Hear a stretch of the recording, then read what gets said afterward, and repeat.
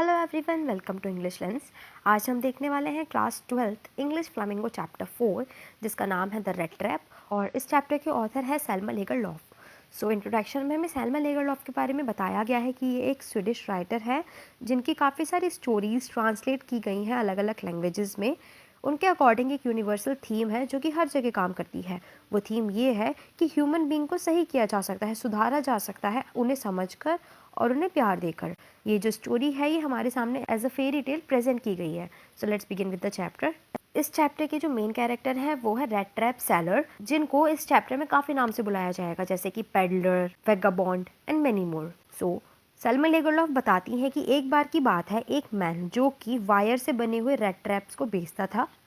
वो ये red trap जब बनाता था जब वो फ्री होता था। वो भीख मांगकर रेड ट्रैप्स बनाता था। ये बिजनेस ज़्यादा प्रॉफिटेबल तो था नहीं, इसलिए वो भीख भी मांगता था और वो चोरी भी करता था ताकि वो जिंदा रह सके। उसके कपड़े फटे हुए थे और उसके गाल अंदर धंसे हुए थे क्योंकि वो बहुत कमज़ोर था और उसकी आंखों में भूख दिखती थी। कोई भी इमेजिन नहीं कर सकता कि ऐसे लोगों की ज़िंदगी कितनी दुख भरी और कितनी डिफ़िकल्ट होती है। ये लोग रोड पे घूमते हैं। एक बार रेड ट्रैप सेलर कुछ सोच रहे थे और जो वो सोच रहे थे वो उनके लिए काफ़ी एंटरटेनिंग था, क्योंकि वो सोच रहे थे कि पूरा वर्ल्ड उनके आसपास एक रेड ट्रैप है जो कि लोगों को फंसा लेता है। इस रेड ट्रैप में लैंड्स हैं, सीज़ है, सिटीज़ है, विलेजेस हैं। ये कुछ नहीं है, ये सिर्फ एक रेड ट्रैप है और जो कि लोगों को फंसा लेता है। ये लोगों को रिचेस देता है, जॉय देता है, शेल्टर देता है, फूड देता है, हीट देता है, क्लोथिंग देता है। इसी तरह जैसे कि चीज़ और पॉर्क एक रेड ट्रैप में देती हैं। जैसे ही कोई इस रेड ट्रैप को टच करना चाहता है, ये रेड ट्रैप बंद हो जाता है और लोगों की ज़िंदगी ख़त्म हो जाती है। ये वर्ल्ड उस रेड ट्रैप सेलर के लिए ज़्यादा अच्छा तो नहीं है, क्योंकि हर कोई ऐसे लोगों से अच्छा बिहेव नहीं करता। इसलिए वो याद करते हैं कि जिन लोगों को वो पहले जानते थे, या तो वो रेड ट्रैप में फंस चुके हैं या फिर वो फंसने वाले हैं। एक बार डार्क इवनिंग में वो रोड पे चल रहे थे। वो एक ग्रे कॉटेज देखते हैं रोड साइड में। वो नॉक करते हैं डोर को। वो पूछते हैं वहाँ पर कि वो रात में रुक सकते हैं। जो वहाँ पे मैन होता है, उनकी कोई वाइफ नहीं होती, ना ही बच्चे होते हैं, वो अकेले होते हैं, इसलिए वो उन्हें मना नहीं करते, वो आने देते हैं। जैसे ही रेड ट्रैप सेलर घर के अंदर आता है, वो हैंड टू हैंड पॉरेज मतलब खिचड़ी तैयार होने के लिए रख देते हैं और उन्हें सर्व करते हैं एज अ डिनर। उसके बाद वो बहुत बड़ी स्लाइस टबैको रोल की कट करते हैं, जो कि बहुत होती है उन दोनों के लिए, मतलब ओल्ड मैन के लिए भी और स्ट्रेंजर के लिए भी। उसके बाद वो कार्ड्स खेलते हैं। कार्ड्स में वो मजॉलीस खेलते हैं। वो जब तक खेलते हैं जब तक सोने का टाइम नहीं हो जाता। उसके बाद ओल्ड मैन जो है वो काफ़ी फेमिलियर हो जाते हैं। सो वो बताते हैं कि उनके अच्छे दिनों में, मतलब कुछ साल पहले, वो राम्सजो आयरन वर्क्स में काम करते थे। अब वो वहाँ काम नहीं करते क्योंकि उनकी एज भी हो चुकी है। अब उनकी काऊ उन्हें काफ़ी सपोर्ट करती है। काऊ जो है वो काफ़ी एक्स्ट्रा ऑर्डिनरी है क्योंकि वो बहुत अच्छा मिल्क देती है, जो कि मील में भी ट्रांसफ़र होता है। ओल्ड मैन बताते हैं कि पिछले महीने काऊ की हेल्प से उन्होंने 30 क्रॉनर इन अ पेमेंट अर्न किए थे। वो उस स्ट्रेंजर को बिलीव दिलाने के लिए जो पाउच होता है जिसमें 30 क्रॉनर होते हैं, वो विंडो पर टंगा होता है, वो भी ले आते हैं और उसे खोलकर दिखाते हैं, जिससे कि जो स्ट्रेंजर है उसकी आंखें लालच से भर जाती है। फिर वो दिखाकर वो पाउच वापस से विंडो पे टांग देते हैं। अगले दिन दोनों मैन बहुत जल्दी ही उठ जाते हैं क्योंकि जो क्रॉफ्टर था वो जल्दी में था, उसे अपनी गाय का दूध निकालना था, इसलिए दोनों मैन एक साथ घर से बाहर निकल जाते हैं। जो क्रॉफ्टर है वो लॉक कर देता है डोर को और जो चाबियां हैं वो अपनी पॉकेट में रख लेता है। जो रेड ट्रैप सेलर है वो गुड बाय बोलता है और वहाँ से चला जाता है। 1 घंटे बाद रेड ट्रैप सेलर वहाँ पे वापस आता है। वो डोर की तरफ नहीं जाते, वो विंडो की तरफ जाते हैं, उसको तोड़ देते हैं, अपना हाथ अंदर डालते हैं और जो पाउच था जिसमें 30 क्रॉनर थे उसे निकाल लेते हैं और अपनी पॉकेट में वो पैसे रख लेते हैं। जैसे जैसे जाते हैं उनके पॉकेट में वो मनी था, उन्हें बहुत ज़्यादा अच्छा लगता है, जैसे उन्होंने बहुत अच्छा काम किया हो। लेकिन उन्हें समझ आ जाता है कि अब वो पब्लिक हाईवे से तो नहीं जा सकते, अब वो किसी दूसरे रास्ते से जाएंगे जहाँ पे ज़्यादा लोग नहीं हो। इसलिए वो फॉरेस्ट को चुनते हैं जाने के लिए। वो फॉरेस्ट में जाते हैं एक ही डायरेक्शन में, लेकिन जब वो जाते जाते हैं तो उन्हें समझ आता है कि वो वापस से एक ही रास्ते पे आए जा रहे हैं क्योंकि वो वहाँ पे खो चुके हैं। फिर उन्हें समझ आ जाता है कि ये जो रेड ट्रैप है वो उसमें खुद फंस चुके हैं। जो पूरा फॉरेस्ट है जिसमें ट्रीज़ हैं, ब्रांचेज है, वो उनके लिए एक प्रिजन है जिससे वो कभी भी नहीं निकल सकते। ये बात है लेट दिसंबर की। उन्हें अपने आसपास हर जगह डेंजर ही दिख रहा था क्योंकि अंधेरा बढ़ता जा रहा था। उन्हें कुछ भी नहीं दिख रहा था, इसलिए वो ग्राउंड पर लेट जाते हैं और उन्हें ऐसा लगता है अब उनका डेथ बहुत नियर है। लेकिन उन्हें कुछ आवाज़ आती है पास से। वो जो आवाज़ थी वो थी रेगुलर थंपिंग की, मतलब आयरन पे जब कुछ बीट किया जाता है तो इस तरीके से आवाज़ होती है। उन्हें समझ आ गया था कि आसपास वही मिल है जिसके बारे में क्रॉफ्टर बात कर रहे थे। और वहाँ पर लोग भी होंगे, इसलिए जहाँ से आवाज़ आ रही थी वो उसी डायरेक्शन में चलते चले गए। रामजोस आयरन वर्क, ये वही है जिसमें क्रॉफ्टर काम किया करते थे। जिस टाइम पर ऑथर ने ये चैप्टर लिखा है उस टाइम पर ये बंद हो चुकी थी मिल, लेकिन इतना भी टाइम नहीं हुआ था इसे बंद हुए। तो वो बताती हैं कि ये एक लार्ज प्लांट है जिसमें आयरन प्रोसेसिंग का हर सामान है, जैसे कि स्मेल्टर, रोलिंग मिल, फॉर्ज। यहाँ पे फॉर्ज का मतलब है जहाँ पर आयरन को मेल्ट किया जाता है। वो बताते हैं कि गर्मियों के टाइम पर ये जो आयरन है ये लेकर आए जाते हैं कैनाल के थ्रू, बहुत ज़्यादा लोडेड करके, लेकिन विंटर्स में पॉसिबल नहीं है कैनाल के थ्रू लाना, इसलिए जो आयरन है वो रोड के थ्रू लाया जाता है और वहाँ से कोल डस्ट निकलती है, इसलिए ऐसा लगता है कि जो रोड है वो चारकोल जैसी बन गई है। फिर वो बताते हैं कि ये बात है क्रिसमस से 2 दिन पहले की, रात हो चुकी थी। उस मिल में मास्टर स्मिथ थे, उनके हेल्पर थे, वो लोग फर्नेस के पास बैठे थे, जो भट्टी होती है उसके पास बैठे थे। वो आयरन को पिघला रहे थे फायर में और वो एक एक कर उसे स्टिर कर रहे थे। जो भी उसे स्टिर कर रहा था उन्हें पसीना आ रहा था, लेकिन एज अ कस्टम उन्होंने एक लॉन्ग शर्ट पहन रखी थी और वुडन शूज़ पहन रखे थे। उस टाइम पर वहाँ पे काफ़ी ज़्यादा आवाज़ थी, जैसे कि आग की भट्टी की आवाज़, जो चारकोल था जब वो क्रैक कर रहा था उसकी आवाज़ आ रही थी, पास में एक वाटरफॉल था उसकी आवाज़ आ रही थी और बारिश हो रही थी जिसके साथ बहुत तेज़ हवा भी चल रही थी, उसकी आवाज़ आ रही थी। तो जो पैडलर है उन्हें समझ आ जाता है कि अगर मैं जाता हूँ तो कोई भी नोटिस नहीं करेगा क्योंकि काफ़ी आवाज़ आ रही है। वो जाते हैं और फर्नेस के सामने खड़े हो जाते हैं। वो बताती हैं कि पुअर वैगाबॉन्ड्स के लिए इतनी बड़ी कोई बात नहीं है अगर वो रात में उस लाइट के सामने, उस गर्मी के सामने अगर सो जाते हैं तो वो आते हैं अपने आप को गर्म करने के लिए फायर के सामने। जो ब्लैक स्मिथ है वो उन्हें देखते हैं। जो पैडलर है उनकी बहुत लंबी बियर्ड है, उन्होंने डर्टी और फटे हुए कपड़े पहन रखे हैं और उनके चेस्ट पे काफ़ी सारे रेड ट्रैप्स भी टंगे हुए थे। जो पैडलर है वो पूछते हैं ब्लैक स्मिथ से वहाँ रुकने के लिए। जो ब्लैक स्मिथ है वो कुछ नहीं कहते, लेकिन वो इशारा कर देते कि हाँ तुम रुक सकते हो। यहाँ पे ट्रैम्प का मतलब पैडलर से ही है, वो कुछ भी नहीं कहते, वो वहाँ आते हैं और सो जाते हैं। उस टाइम पर जो आयरन मिल है वहाँ पर एक आयरन मास्टर काम करते थे जिनका सपना था कि मार्केट में गुड क्वालिटी ऑफ आयरन को सप्लाई करना। वो आते थे वहाँ पर दिन में भी रात में भी देखने कि जो काम है वो सही से हो रहा है या नहीं हो रहा। और जिस टाइम पर पैडलर वहाँ आए थे उस टाइम पर वो इंस्पेक्शन के लिए वहाँ आते हैं। जो आयरन मास्टर हैं वो वहाँ पे पैडलर को देख लेते हैं। रैगामफिन का मतलब भी यहाँ पैडलर से ही है क्योंकि वो फर्नेस के पास लेटे हुए थे। वो उनके पास जाते हैं और उनकी कैप हटा के उन्हें बहुत ध्यान से देखते हैं।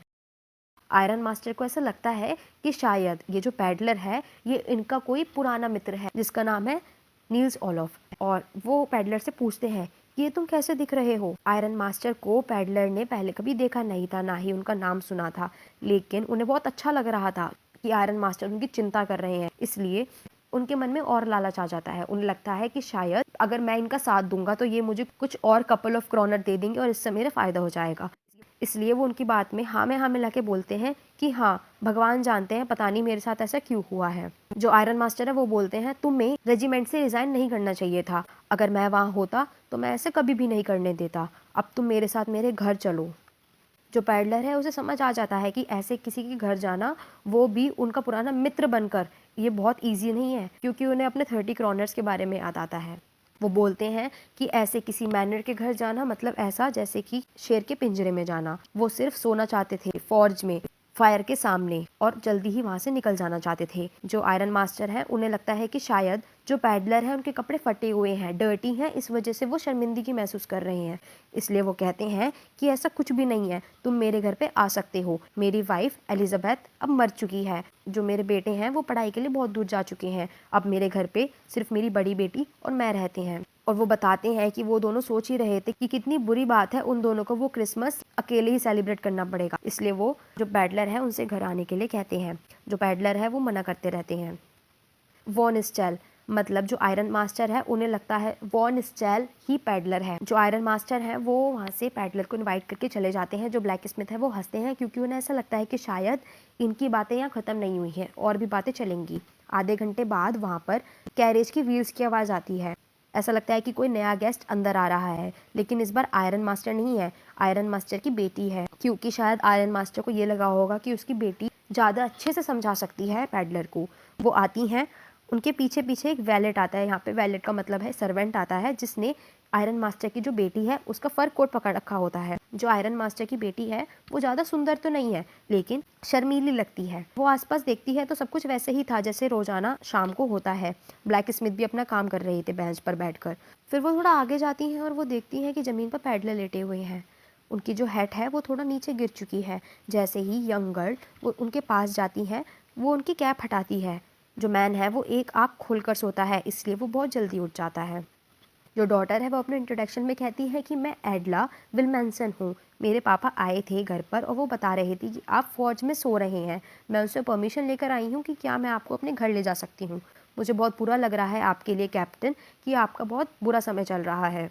वो बहुत ज़्यादा सिंपैथी के साथ पैडलर को देखती हैं, उनकी आंखें भी भर जाती हैं। वो नोटिस करती हैं कि जो पैडलर है वो बहुत डरे हुए हैं, इस तरह से जैसे कि उन्होंने कुछ चुराया है या फिर वो जेल से भागे हुए हैं। फिर वो पैडलर को बोलती हैं कि कैप्टन, जैसे आप हमारे घर में कभी भी आ सकते हैं, इसी तरीके से आप कभी भी जा भी सकते हैं। सिर्फ हमारे साथ क्रिसमस ईव सेलिब्रेट कर लीजिए। वो बहुत अच्छे तरह से पैडलर से बात करती हैं, इसलिए पैडलर उनकी बातों में आके हाँ भी कह देते हैं। जो पैडलर है वो एडला से बोलते हैं कि तुम मेरे लिए यहाँ पर आई हो तो मैं पक्का एक बार तो ज़रूर आऊँगा। जो वैलेट है जिसने कोट पकड़ रखा था एडला का, वो पैडलर को दे देते हैं और जो पैडलर है वो उसको एक्सेप्ट भी कर लेते हैं। फिर वो साथ में जाते हैं। जो पैडलर है उसे बहुत बुरा लगता है कि मैंने मनी क्यों चुराए और मैं उसी ट्रैप में फंस चुका हूँ जिससे मैं कभी बाहर नहीं निकल सकता। अगले दिन क्रिसमस ईव थी, मतलब 24 दिसंबर। जो आयरन मास्टर थे वो ब्रेकफास्ट के लिए डाइनिंग रूम जाते हैं और उन्हें बहुत अच्छा फील होता है क्योंकि उन्हें ऐसा लगता है कि उनके जो पुराने दोस्त हैं उन्हें अनएक्सपेक्टेडली मिल गए हैं। वो अपनी बेटी से बोलते हैं कि हमें काफ़ी सारा खाना खिलाना पड़ेगा क्योंकि जो पैडलर है वो बहुत ज़्यादा कमज़ोर है। उनकी जो डॉटर थी वो बिज़ी थी टेबल पे क्योंकि वो सारी तैयारियां कर रही थी। फिर वो बोलते हैं कि हमें पैडलर के लिए कुछ और काम भी देखना पड़ेगा ताकि वो इस रेड ट्रैप सेलिंग को छोड़ दे। जो उनकी डॉटर है वो भी बोलती हैं कि मुझे भी बहुत बुरा लग रहा है उनके लिए। फिर वो बताती हैं कि जब पिछली रात मैं उनसे मिली मुझे तो ऐसा लग ही नहीं रहा था कि वो कभी एजुकेटेड मैन भी रहे होंगे। जो फादर हैं वो बोलते हैं बेटा पेशेंस रखो, जैसे ही पैडलर अच्छे कपड़ों में आएंगे तुम्हें समझ आ जाएगा कि वो असली में कैसे हैं। पहले वो ट्रैम्प मैनर, मतलब जिस तरीके से रेड ट्रैप सेलर लोग रहते हैं वो उस तरह से ड्रेस्ड थे, लेकिन अब वो अपने असली रूप में आएंगे। इतने में डोर खुलता है। जो स्ट्रेंजर है मतलब पैडलर वो एंटर करते हैं। जो पैडलर है वो काफ़ी क्लीन और वेल ड्रेस्ड दिखते हैं क्योंकि जो वैलेट है उन्होंने पैडलर को नहलाया होता है, उनके बाल काट दिए थे और उन्हें शेव भी कर दिया था। जो सूट पहन रखा था उन्होंने वो आयरन मास्टर का था। उन्होंने वाइट शर्ट पहन रखी थी, स्टार्च कॉलर और शूज पहने हुए थे। जो पैडलर थे वो काफ़ी अच्छे लग रहे थे, लेकिन आयरन मास्टर खुश नहीं दिख रहे थे। उन्हें समझ आ जाता है कि पिछली रात उन्होंने एक मिस्टेक कर दी है, मतलब जो पैडलर है वो उनका कोई पुराना मित्र नहीं है।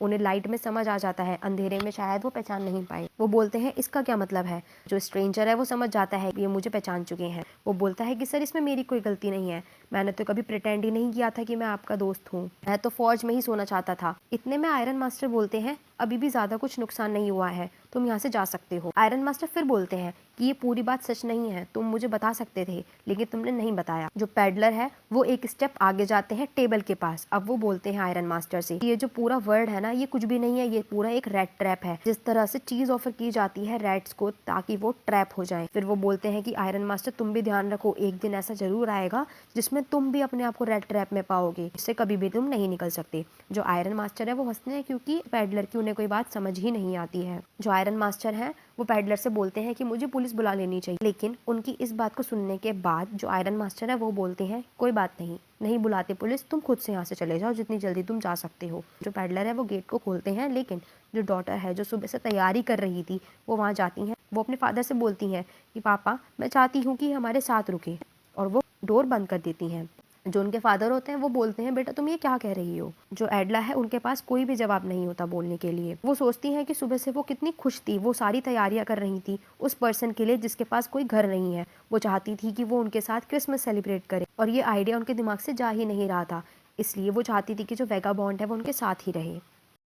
वो बोलती हैं कि मैं इस स्ट्रेंजर के बारे में सोच रही हूँ जो कि हर टाइम चलते रहते हैं, पूरे साल चलते रहते हैं और पूरे कंट्री में एक सिंगल प्लेस भी नहीं होगी जहाँ पे इन्हें वेलकम किया जाता हो। ऐसे लोगों को डर लगा रहता है कि कहीं ये अरेस्ट ना हो जाए, कहीं इनसे कुछ पूछा ना जाए, इसलिए मैं चाहती हूँ कि ये इस डे को एंजॉय करें हमारे साथ, सिर्फ एक दिन पूरे साल में। जो आयरन मास्टर हैं वो कुछ बड़बड़ करते हैं अपनी बियर्ड में, लेकिन उनके अंदर इतनी कैपेसिटी नहीं थी कि वो अपनी बेटी को अपोज कर सकें, इसलिए उनकी बेटी बोलती है कि ऑफ कोर्स ये एक मिस्टेक है, लेकिन कोई बात नहीं, इस तरह किसी ह्यूमन बीइंग को वापस भेजना भी ठीक नहीं है जिन्हें हमने प्रॉमिस किया था कि हम क्रिसमस अपने साथ सेलिब्रेट करेंगे। आयरन मास्टर बोलते हैं कि शायद तुम्हारा डिसीजन गलत नहीं हो, मैं होप कर रहा हूँ कि तुम बाद में अपने डिसीजन पर रिग्रेट ना करो।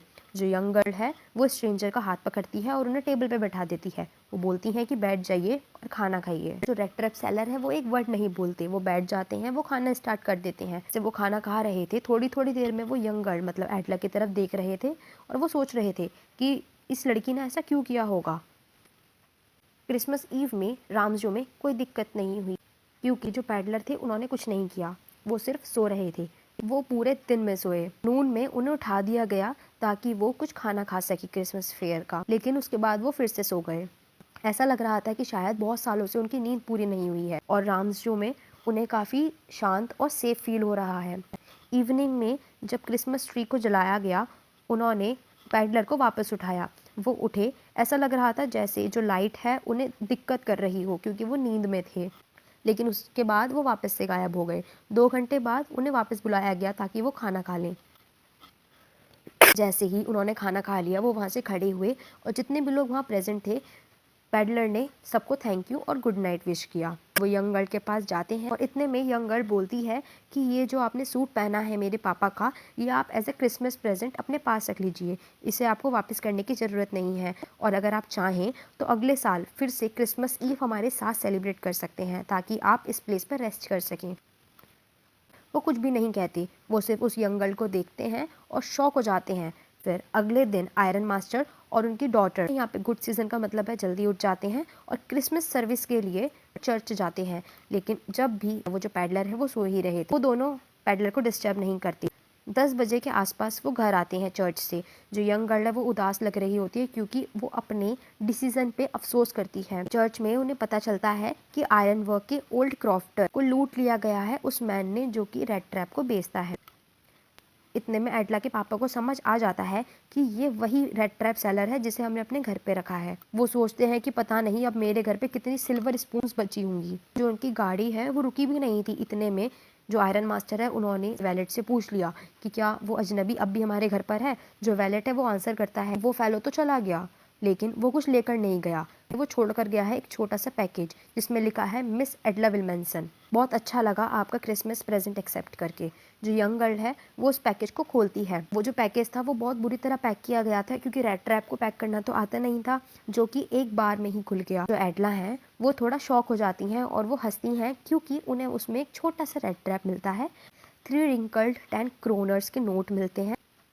उसमें एक लेटर भी लिखते हैं। उसमें बहुत प्यार से लिखा होता है कि जैसा कि आपने पिछले दिन मेरे साथ बहुत अच्छा बिहेव किया, आपने मुझे कैप्टन माना, अगर मैं कैप्टन होता तो मैं आपसे और अच्छा बिहेव कर सकता, इसलिए मैं ये सब रिटर्न कर रहा हूँ जैसे कि मैं एक रियल कैप्टन हूँ क्योंकि आपने मुझे कैप्टन माना। मैं आपको इस क्रिसमस सीजन पे उदास नहीं करना चाहता, इसलिए ये जो पैसे हैं आप उस क्रॉफ्टर को दे दीजिए जो कि रोड साइड रहते हैं, जिन्होंने ये पैसे अपने विंडो फ्रेम में टांग रखे थे, जो कि एक बेट का काम करते हैं और पुअर पीपल। जो रेड ट्रैप है वो एक क्रिसमस प्रेजेंट है। जो पैडलर है वो अपने आप को रैट बताते हैं जो कि खुद फंस चुके हैं इस वर्ल्ड रेड ट्रैप में। अगर उन्हें कभी कैप्टन नहीं माना जाता तो वो कभी भी इस चीज़ को समझ नहीं पाते, इसलिए वो लिखते हैं फ्रेंडशिप के साथ, हाई रिगार्ड के साथ, कैप्टन वॉट स्टेल। Thank you so much. यहाँ पे हमारा चैप्टर खत्म हो जाता है। अगर आपको चैप्टर की एक्सप्लेनेशन अच्छी लगी हो तो please like and subscribe to my channel.